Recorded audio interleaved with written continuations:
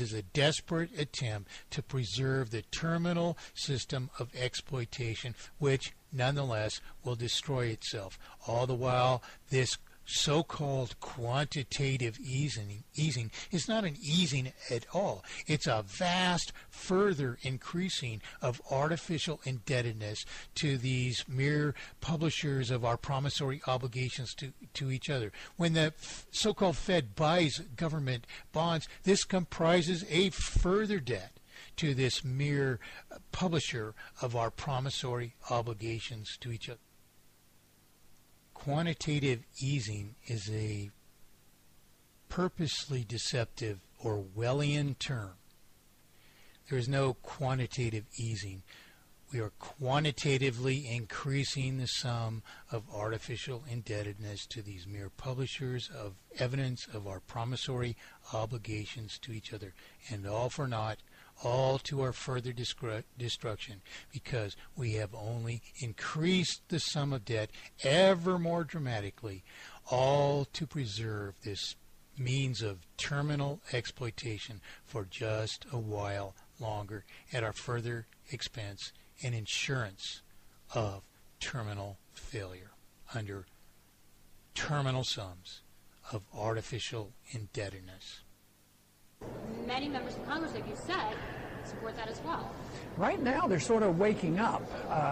There's more resistance now, not only from more members of Congress, but the average person now knows the Fed is involved in the bailout system. World central banks are complaining. European bankers have complained. And they're complaining. They got so much money. So what are they complaining about? But sort of waking up, of course, would rightly describe realizing there's a problem, and possibly, quite possibly, if not probably, especially considering the present evidence, not understanding what the problem is, much less how to solve it. Sort of waking up is not good enough. And as far as I'm concerned, sort of waking up is particularly appropriate to describe Mr. Paul's position of advocating higher rates of interest might have averted this excessive borrowing, which he only realizes in the end culminates in fatal, terminal, artificial indebtedness. But as to the further point then of some resistance, what are you resisting? Have they resolved to solve this problem? Have they resisted the problem? Have they identified the problem? How can you resist effectively if there is one solution, in fact, and one solution only, and you lack the irrefutable arguments which establish that solution? You not only lack those arguments, you refuse to hear them. How do you call that resistance? And even more so, even if you were so amiss as to consider that effective resistance, how can that resistance ever accomplish what has to be accomplished, that is, adoption of actual solution, when in fact there is one solution and one solution only, and all we really have is evasion of the careful years and years and years of consideration and confirmation which establish a fact of solution in the midst of terminal failure, which the one and one only solution projected over 40 years ago. In fact, Ron Paul himself has refused ever to answer to 30 years of appeal to discuss a proposition of singular solution in mathematically perfected economy. And do you think that it's possible even for Ron Paul to disprove a fact of one and one only solution for inflation, deflation, and maldisposition?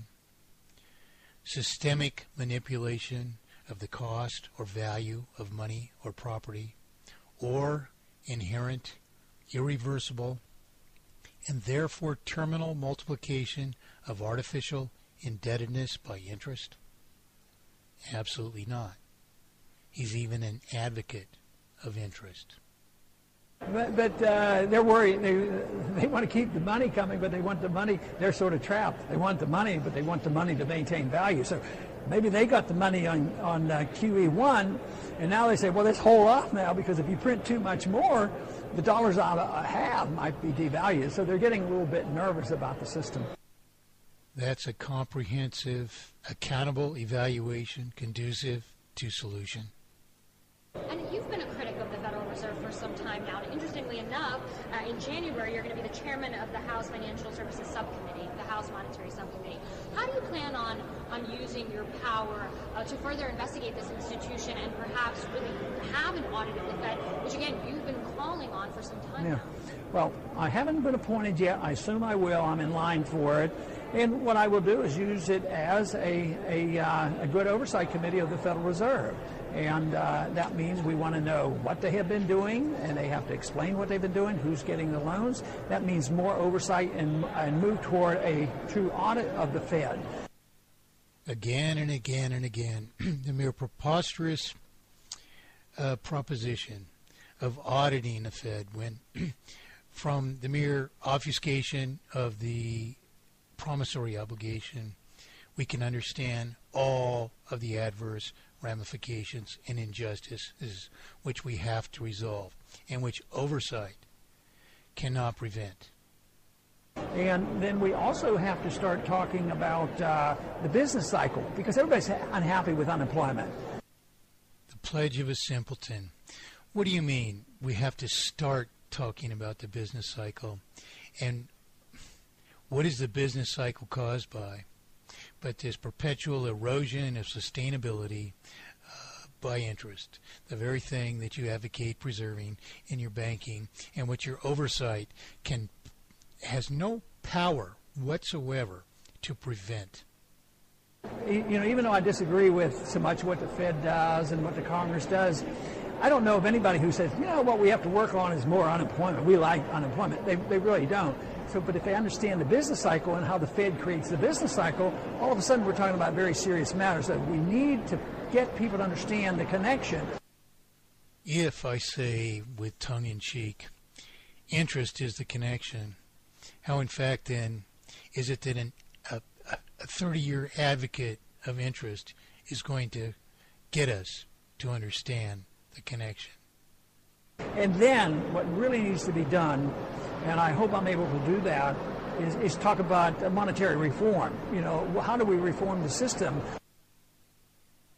A man who has refused either to discuss or to debate mathematically perfected economy for 30 years is now, after the year 2010, going to begin discussion of how to reform a system when the solution already exists, when in fact there is one and one only monetary prescription which preserves immutable tokenization of value in a currency, and one currency only, which solves inflation and deflation, systemic manipulation of the cost or value of money or property, and inherent irreversible multiplication of artificial indebtedness by interest, the very interest he advocates. And now we're going to get this solution in time. They're just going to begin these discussions now with all sorts of prejudices toward banking, Austrian economics, all these things which are not at all conducive to solution.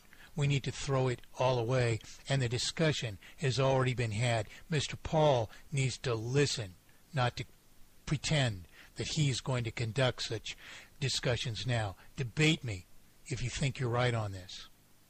Because some people say, you want to get rid of the Fed, what's going to happen? Does it exist? Well, you don't have to worry that much. Things could be much better because things are getting very bad with the Fed.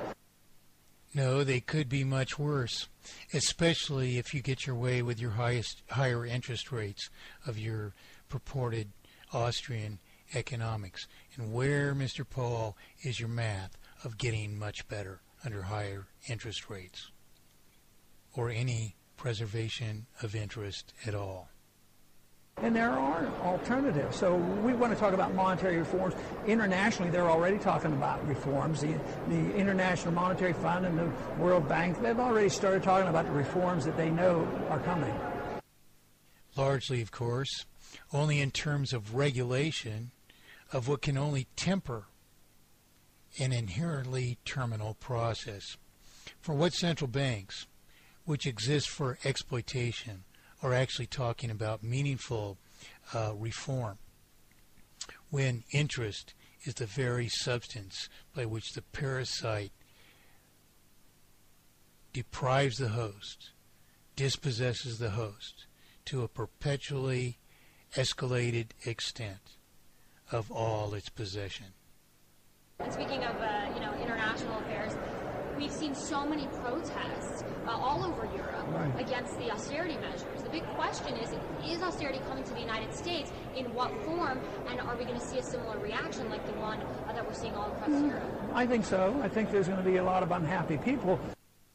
Again, where's the math? How is austerity possible? And even worse, why is it that this man is persisting in arguing that we should honor these debts to mere pretended creditors who merely publish evidence of our promissory obligations to each other, launder the principal into their unjustifiable possession, and then multiply that into the present terminal sums of artificial indebtedness?